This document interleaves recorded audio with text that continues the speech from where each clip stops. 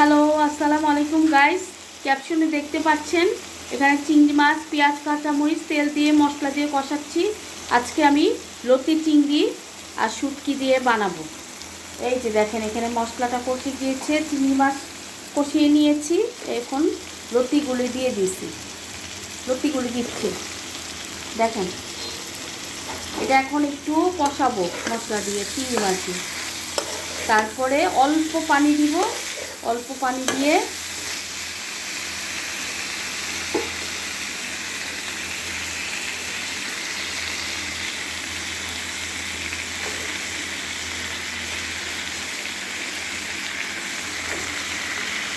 কারা কারা এরকম করে খান আমাকে অবশ্যই কমেন্টে জানাবেন।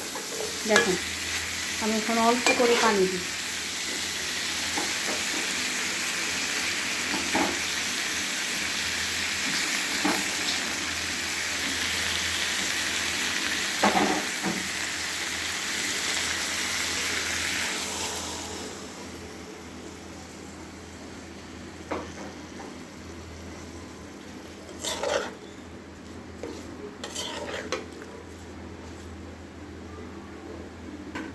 লতিটা একটু সিদ্ধ হয়ে আসলে একদম ভাজা ভাজা করে ফেল, তাহলে খেতে ভালো লাগবে।